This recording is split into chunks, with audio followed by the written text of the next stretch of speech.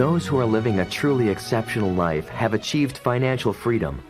This freedom allows them to give more focus to the priorities of their life, design a unique lifestyle, and contribute to the causes that are important to them.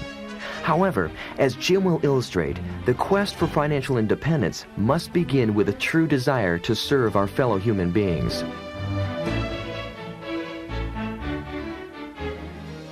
Let's now cover financial independence. At least we'll get started.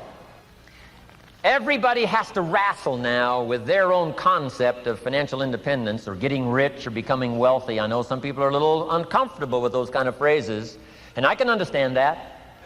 You know, we've heard the phrase, which is true, to love money would certainly be evil. But money's not evil. There is some evil ways to acquire it. The difference between greed and ambition. Contrary to the movie Wall Street, greed is not good. Greed is evil and must be dealt with. Greed is evil. Greed hopes for something for nothing. Greed hopes for more than its share. Greed hopes for something at the expense of others. We call that evil. Right, we should lock them up. It's true. Make them pay the price. Greed is not good. Here's what is good: ambition. Legitimate ambition. Legitimate ambition says, I only want something at the service of others. Not the expense of others, but at the service of others. Jesus gave the greatest scenario for success when he said, whoever wishes to be the greatest, nothing wrong with wishing to be the greatest. It's called enlightened self-interest.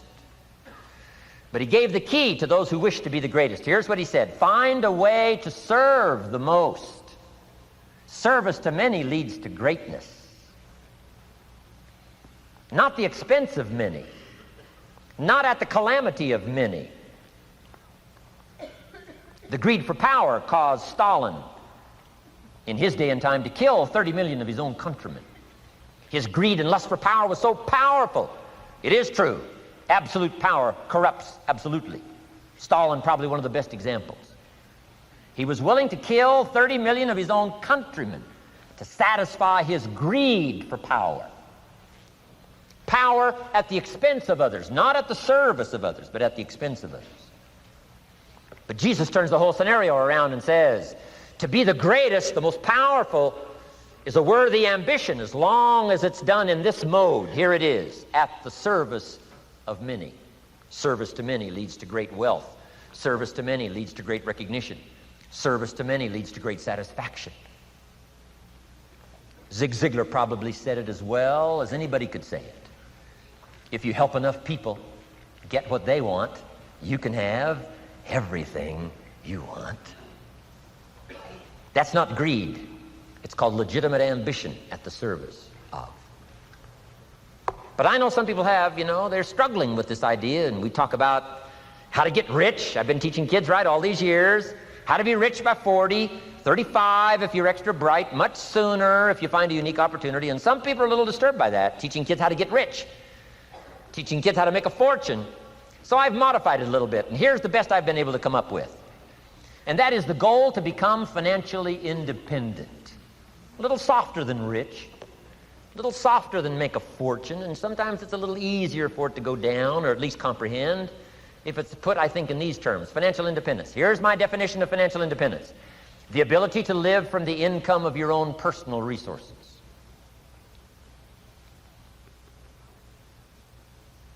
It's powerful. And I think it's a worthy goal. I think it's a worthy and legitimate ambition. To render good service, to develop skills in the marketplace, and to become so valuable that you can have the resources, and finally, have enough resources, well invested, to where you could live independent from the income of your own personal resources. Then if you do wise things with your resources and the income, all the things you'd like to do, the projects you'd like to support, things you'd like to take care of that you can't take care of now, I think it's a worthy ambition, financial independence.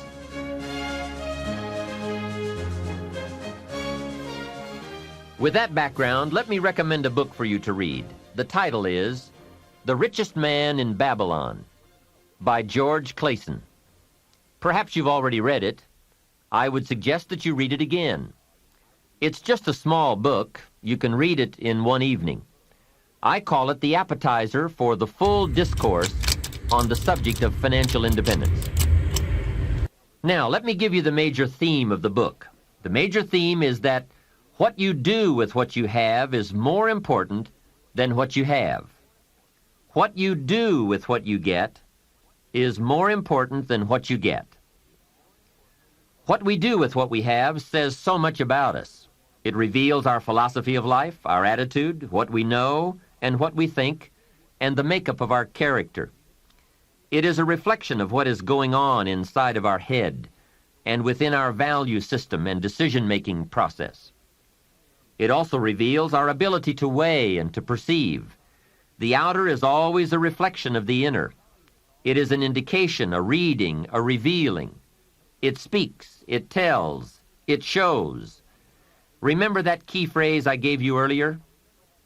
Everything is symptomatic of something, and it is symptomatic of something right or something wrong. It is a wise policy not to ignore the symptoms, for they can be early signs of a poor choice of philosophy, or a sign that something important is being misread, misunderstood, miscalculated. So of all places, take a look here. What you are doing with your money says something about you. Now, what you're doing may be okay. All I'm suggesting is that you take a look. Let me give you some of the details of a good financial plan as suggested by Clayson's book. First, a very broad but important statement. Learn to live on 70% of your net income. Net meaning the money you have left after paying your taxes.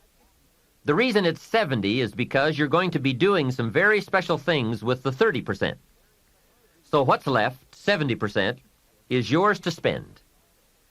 Now let's talk about the all-important subject of how you allocate the 30%. I remember one day saying to Mr. Schoaf, if I had more money, I would have a better plan.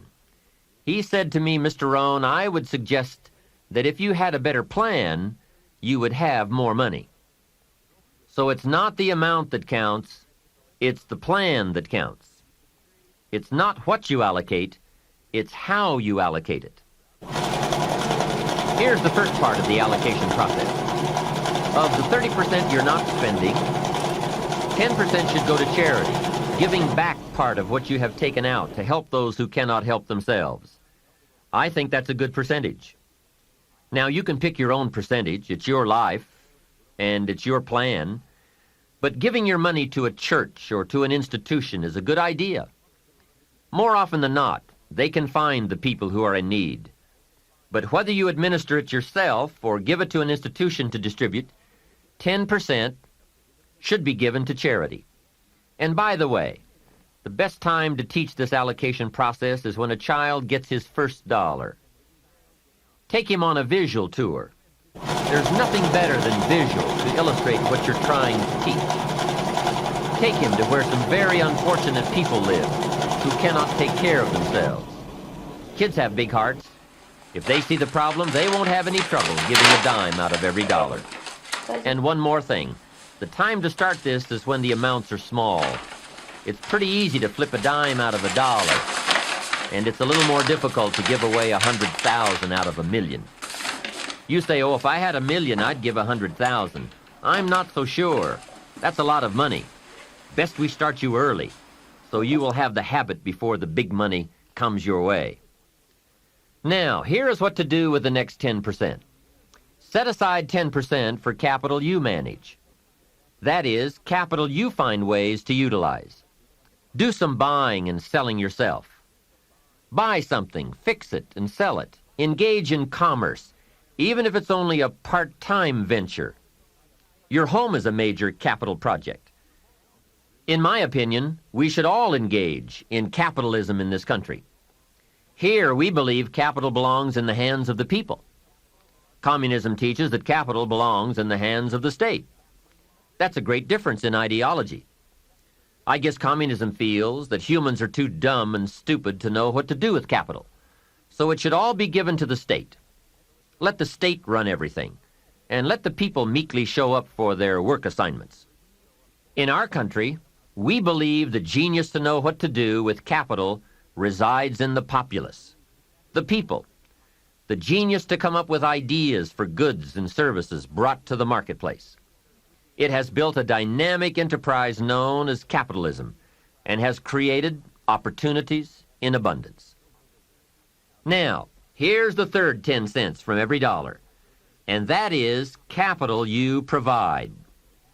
Take 10 cents out of every dollar and put it in a financial institution. And now we have come to a major benefit for all of us if you bring this 10% of your earnings to the marketplace. You see, some projects in our society need more capital than one person can provide. So we have a system whereby all of us can loan or invest our money in capital provided, so that large businesses can be built to provide more jobs and products and service and help create an even more dynamic society. So 10 cents out of every dollar should go into a savings account. I really prefer to call it an investment account because, and kids will love this, they pay you for the use of your money. You can get back the money you loaned, and you will have more profit from what you are paid for the use of your money. And be sure that you teach this, that if kids start this program from whatever they earn on a job or in engaging in enterprise or both while they are in their teens, by the time they are 40, they will be wealthy enough to be able to do what they want to do the rest of their lives instead of all their lives doing what they have to do. Now, from your teenage years, it could take a much shorter period of time to become financially independent, depending on what ideas and opportunities you take advantage of.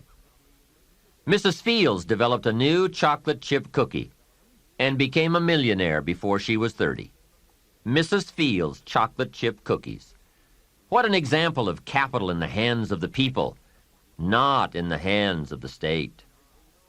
A 10-year-old takes $1, searches around the community and finds a broken, abandoned wagon, pays $1 for it, brings it home, cleans it up, sands off the rust, paints it till it's shiny and new, straightens out the wheel, and sells the like-new wagon for $11. You ask, does a 10-year-old deserve $10 profit? And the answer is, of course. Society now has a mended wagon. And that's what it's all about. Find something and leave it better than you found it. Create a value. Build an equity. It's how we build this most dynamic society called America. And everyone can contribute. Everyone can bring some value to the marketplace. We can all be students of capital, profit, equity, and value. We can all engage in enterprise. We can all participate in the disciplines that bring wealth of lifestyle and treasure. All of us and our children can build the most powerful and attractive society ever. We have the knowledge, the tools, the schools, the market, the resources. All we need is the will. Let each of us begin. Its riches are for the having.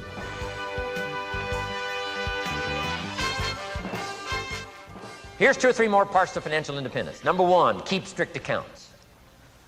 This is the best of disciplines. Keep strict accounts. Did you ever hear this expression?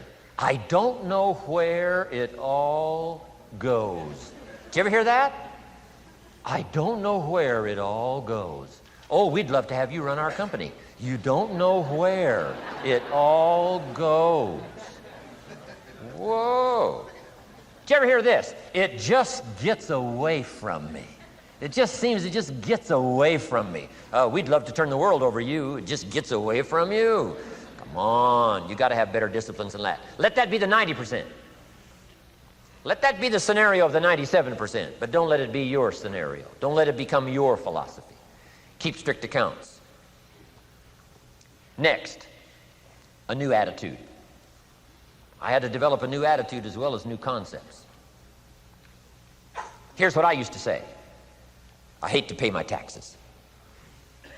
Shoaff said, well, that's one way to live. I thought, well, doesn't everybody? hate to pay their taxes? He said, no. No, a few of us have gotten way past that. He says, once you understand what taxes are, here's what taxes are in our governmental system in our society. Taxes is how you care and feed the goose that lays the golden eggs. Democracy and liberty and freedom. Free enterprise. Wouldn't you want to feed the goose that lays the golden eggs? Somebody says, well, the goose eats too much. That's probably true. I understand that. Of course that's true. But see, better a fat goose than no goose. And here's the truth be known. We all eat too much. Let not one appetite accuse another. Of course the government needs to go on a diet. So do most of us. But hey, you still have to care and feed the goose that lays the golden eggs once you understand that that's what it's for. See, it is so important, the right attitude. Here's what I used to say. I hate to pay my bills. You open up the mails, nothing but these window envelopes, bills. I hate to pay my bills. Shoaff said, well, that's one way to live. I said, well, doesn't everybody hate to pay their bills? He said, no, some of us are way beyond that. I said, is it possible to love to pay your bills? He said, yes. Reduce your liabilities, increase your assets. Wouldn't you love to do that? So start a whole new attitude here. Next time you pay $100 on an account, put a little note in there and say, with great delight, I send you this $100. I mean, they don't get many letters like that. Reduce my liabilities, increase my assets. My picture's changing. My picture's improving. I love to pay my bills. Keep the money in circulation. Pay my taxes. Feed the goose that lays the golden eggs. It's a matter of attitude. And here's the last on attitude. Everybody must pay. Of course, life is called opportunity, but life is called price. But we must all pay. We must all share. One of the classic stories of all time from ancient Bible script says, Jesus one day and his disciples were standing by the church treasury, synagogue treasury, watching people as they came by and put their offering in the treasury. That wouldn't be a bad idea. Jesus and his disciples standing by the treasury while everybody walks by. Jesus says, how much was that? How much was that? Interesting. And the story said some people came by, put in big amounts. Some people came by, put in modest amounts, average amounts. And the story says, then a little lady comes by and puts in 2 pennies in the treasury. Jesus says to his disciples, look at that. Look at that. His disciples said, 2 pennies, 2 pennies. What's 2 pennies? Jesus said, no, you don't understand. She gave more than everybody else. They said, 2 pennies is more than everybody else? He said, yes. Because I'm certain that her 2 pennies represented most of what she had. And if you give most of what you have, then you've given the most. Wow. What a lesson to learn. It's not the amount. It's what it represents of your life that counts. Now let me give you the wisdom of the scenario that did not occur. And this is the greatest of wisdom. And in my own particular, peculiar brilliance, I have the ability to record for you what was not recorded in the scenario of the story. Here's what did not occur, which may teach us one of the greatest of the wise things that was taught in this scenario. Here's what did not occur in the scenario. Jesus did not reach into the treasury and get this little lady's 2 pennies and run after her and say, here, little lady, my disciples and I have decided that you're so pitiful and you're so poor that we've decided to give you back your 2 pennies. I'm telling you, that did not occur. If it would have occurred, she would have been what? Insulted. She would have rightfully said, I know my 2 pennies aren't much, but it represented most of what I had. And would you insult me by not letting me contribute what I wanted to contribute, even if it's only 2 pennies? I'm telling you, that did not occur. Here's part of the wisdom of the story that was not recorded. Jesus left her pennies in the treasury, meaning everybody has to pay, even if it's only pennies. That's the key. And whether you start with pennies or whether you start with dollars or whether you start with nothing, Remember, part of the scenario is to spend, of course. Part of the scenario is to invest, and part of the scenario is to show a profit, and part of the scenario is to help take care of people who can't take care of themselves. If you'll set up your own philosophy, I'm not asking you to buy my philosophy. I'm not asking you to adopt my numbers. I'm only wanting to provoke you to think, for you to come up with a splendid economic philosophy that's got you up early and got you up late. It's got you thinking and pondering ways to use your resources and turn it into the dreams you want for the future.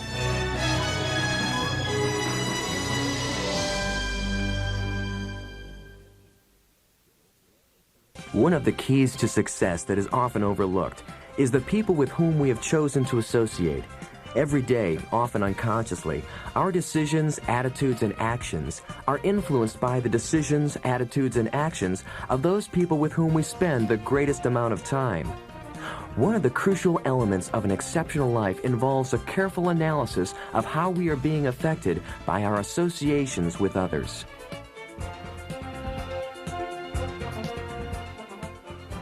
If you were to evaluate the major influences in your life that shape the person you are becoming, this has to be high on the list, the people you choose to allow into your life. Mr. Schoaf gave me a very important caution in those early days, which I would like to repeat here for you. He said, never underestimate the power of influence. What an important statement. The influence of those around us is so powerful. Many times we don't even realize we're being strongly influenced because it generally develops over an extended period of time. Peer pressure is an especially powerful form of influence because it is so subtle. If you're around people who spend all they make, chances are excellent that you'll spend all you make. If you are around people who go to more ball games than concerts, chances are excellent that you'll do the same. If you're around people who don't read many books, chances are excellent you won't read many books. People around us can keep nudging us off course, a little at a time, until finally, 10 years from now, we find ourselves asking, how did I get here? Those subtle influences need to be studied carefully if we really want our lives to turn out the way we've planned. Now, on this major point, let me give you 3 key questions to ask. This may help you to make a better analysis of your current associations. Here is the first question. Who am I around? Good question. Make a mental study of the major people with whom you most often associate. You've got to evaluate everybody who is within the circle of being able to influence you. So, major question, who am I around? Next question, what are they doing to me? That's a major question to ask. What have they got me doing? What have they got me listening to? What have they got me reading? Where have they got me going? What have they got me thinking? How have they got me talking? And how have they got me feeling? What have they got me saying? You've just got to make a serious study of how others are influencing you, both negatively and positively. Now, maybe the influence of all those around you is okay, but just ask yourself. It doesn't hurt to ask. Who am I around, and what are they doing to me? Now, here's the final question. Is that okay? Maybe the people you associate with and their collective influence is okay, but then again, maybe it's not. All I'm suggesting here is that you take a close and objective look. Everything is worth a second look, especially the power of influence. Positive influence can have an incredible effect on your life, but so can negative influence. Both will take you somewhere, but only one will take you in the direction you truly wish to go. It's so easy just to dismiss the things that influence our lives. The man says, I live here, but I don't think it matters. I'm around these people, but I don't think it hurts. I would take another look at that. I've got a good phrase for you. Everything matters. Now, sure, some things matter more than others, but everything matters. Everything weighs something. So you've got to keep checking to find out whether associations are tipping the scales toward the positive or toward the negative. It doesn't hurt to look, right? Ignorance is never the best policy. Finding out is the best policy. Remember, part of the purpose of this program is to get us to say, the days of kidding myself are over. I really want to know what I have become and what I am becoming. I want to know where my strengths and my weaknesses lie. What has power over me? What's influencing me? What have I allowed to affect my life? Perhaps you've heard the story of the little bird. He had his wing over his eye and he was crying. The owl said to the little bird, "You're crying." "Yes," said the little bird, and he pulled his wing away from his eye. "Oh, I see," said the owl. "You're crying because the big bird pecked out your eye." And the little bird said, "No, I'm not crying because the big bird pecked out my eye. I'm crying because I let him." Hey, it's easy to let influences shape our lives, to let associations determine our direction, to let persuasions overwhelm us, to let tides take us, to let pressures make us. The big question is, are we letting ourselves become what we wish to become?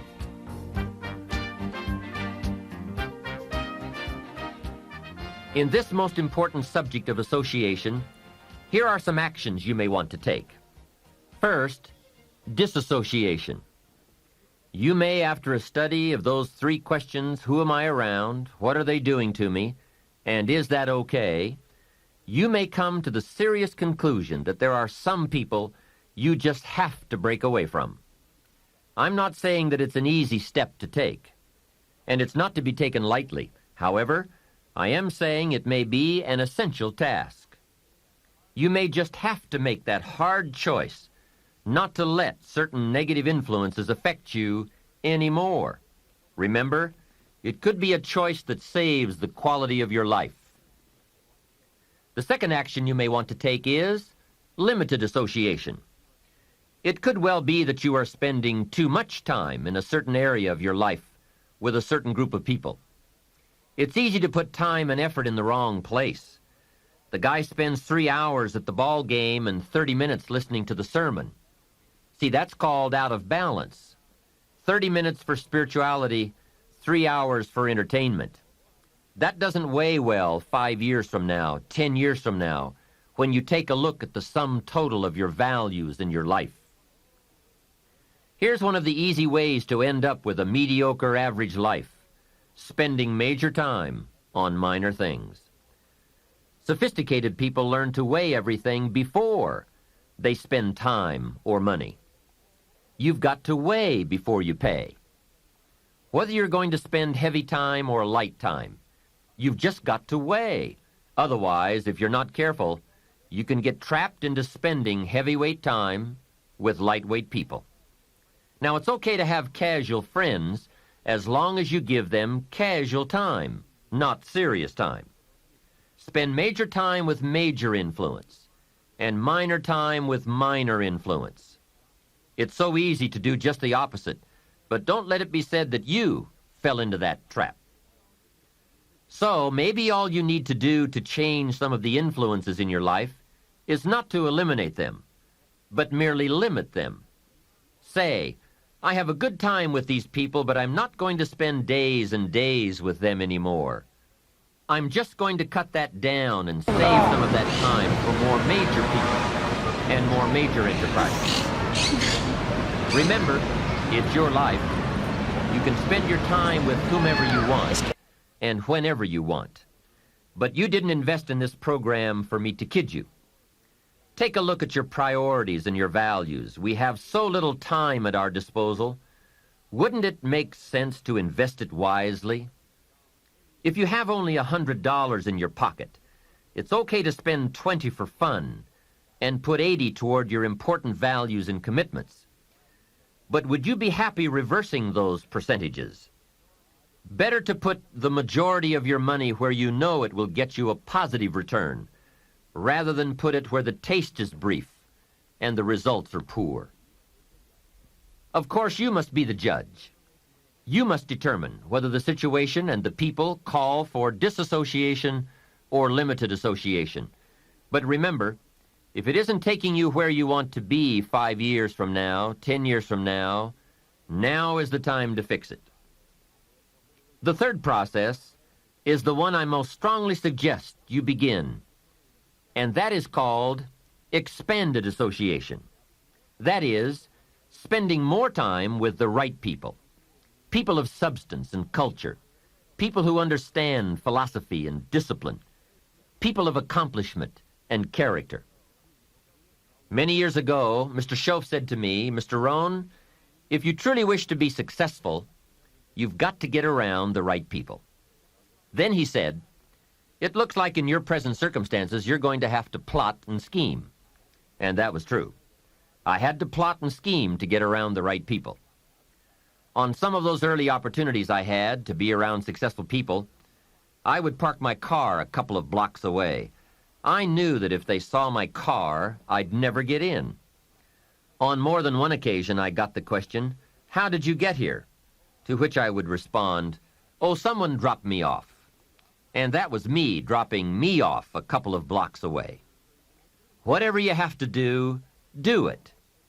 Keep asking the question, who can I get around? Who could I spend some time with who would have a positive influence on my life? I played every trick in the book I could think of to get around the right people, but it was worth it. Now here's the surprise. It is possible for a modest investment to get around major people. If you had a chance to sit down for an hour or two with a wealthy person, and all that you had to do was to pick up the lunch tab, wouldn't that be a bargain?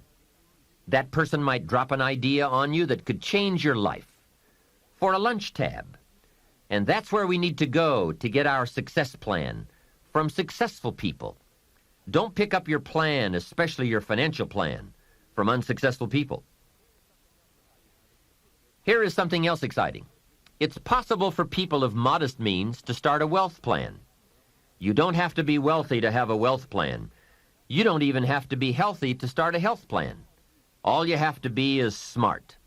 Smart enough to say, "Hey, I've got the wrong plan, and I'm going to get around someone who has a better plan and make it my plan." So, find some successful people to help you fill out your success plan. Find somebody healthy to get your better health plan going. Find somebody living a unique lifestyle to develop your lifestyle plan. This is called association on purpose, getting around the right people by expanding your circle of influence. I have a really unique friend. I'm always trying to find more ways to spend more time with him. He's the big game hunter, millionaire, businessman, traveler, and in my opinion, one of the world's great philosophers. He has two special gifts among many that make it worth all the time I can possibly spend with him. And those gifts are, 1, the ability to absorb, the ability to soak up a day and all of its events. His memory is uncanny. I swear he remembers in detail almost every day of his life and every book he's read. Then he has this second unique gift, the gift of expression. He can put all he saw and touched and felt into words, exciting words. When he talks, you can feel the water lapping on your feet. You can see the colors. You can smell the aroma of the flowers and the food. What great gifts to absorb and to express. If I spend a day with him, I get my time's worth. He can put a year into a day's conversation. It leaves you spellbound.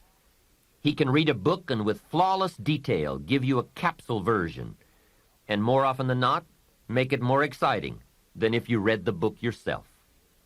From Shakespeare to the Beatles, from Africa to Beverly Hills, he's got it, recorded it, and can express it with spirit and precision. You can imagine what a valuable association this is for me. From this association, I've multiplied my knowledge, my perception, my skill, my enterprise, and my lifestyle many times over. Here's another good question for you. Where do you go for your intellectual feast? Where do you go? Pity the man who has a favorite restaurant, but not a favorite thinker. He's picked out a favorite place to feed his body, but he doesn't have a favorite place to feed his mind. One way to associate with people of influence is through their writings, books, cassette tapes, whatever you can pick up. Maybe you can't meet the person, but you can read his books or listen to his cassettes. Churchill's gone, but he's left some books. Aristotle's gone, but we still have his ideas. Search the catalog for cassettes and libraries for books. Search the magazines, search the documentaries. They are full of chances for association and intellectual feasting. But in addition to reading and listening, we also need a chance to do some talking and sharing. I have some people in my life with whom I spend time on a regular basis, who help me with important life questions, who help me refine my own philosophy, weigh values, and ponder questions about success and lifestyle. We all need associations with people of substance to provide influence concerning major issues: society, money, enterprise, family, government, love, friendship, culture, taste, opportunity, community. Behavior is mostly influenced by ideas, and ideas are mostly influenced by education, and education is mostly influenced by the people with whom we associate. So don't join an easy crowd. Make sure you get around people who can ask the right questions about the latest ideas you've discovered, about your philosophy, your enterprise, your goals, your lifestyle. Go where the demands are high, where the expectations are high, where the spotlight is on to grow, to produce, and to become more than you currently are.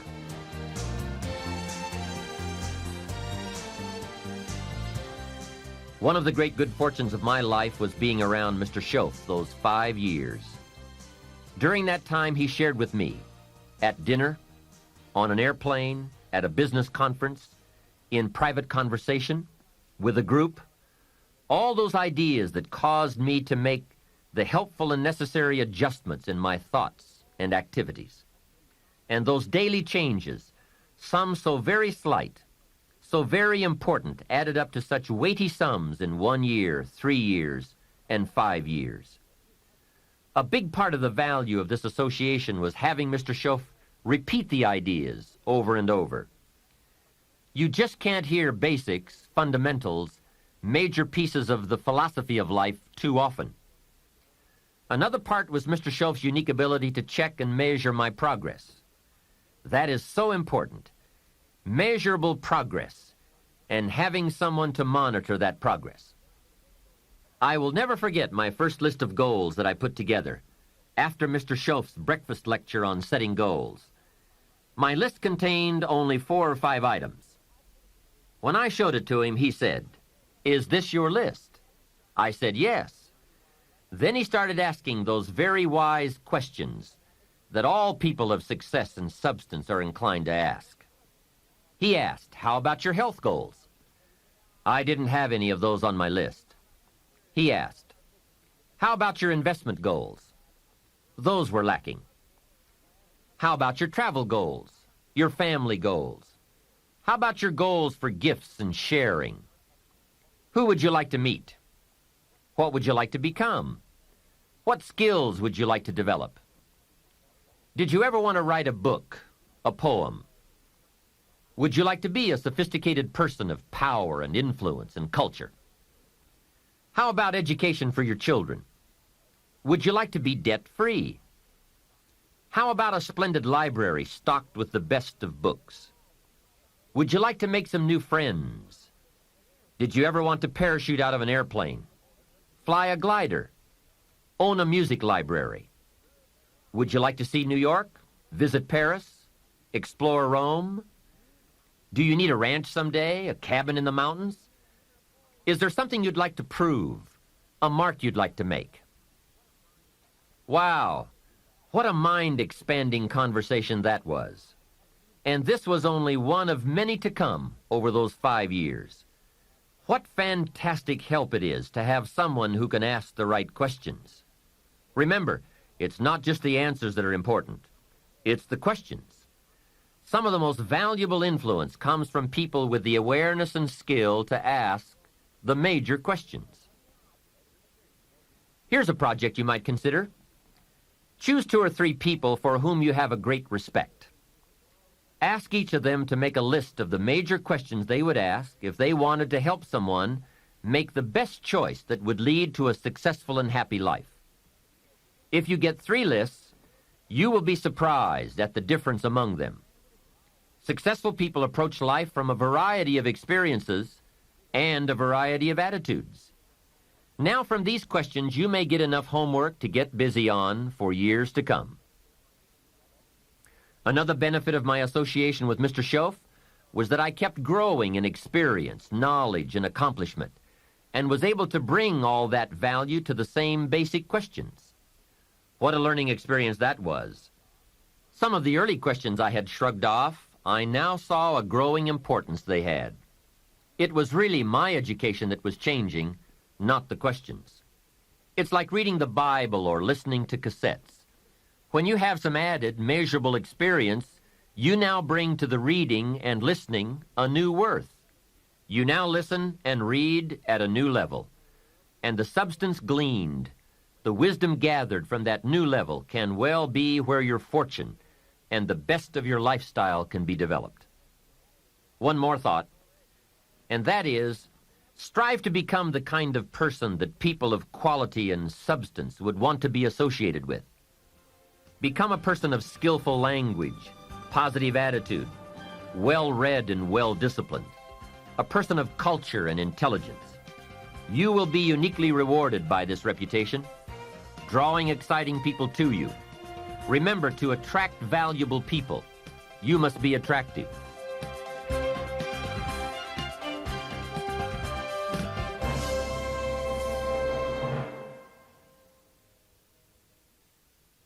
This is the end of Side 8. Side 7 is already queued up for your next listening.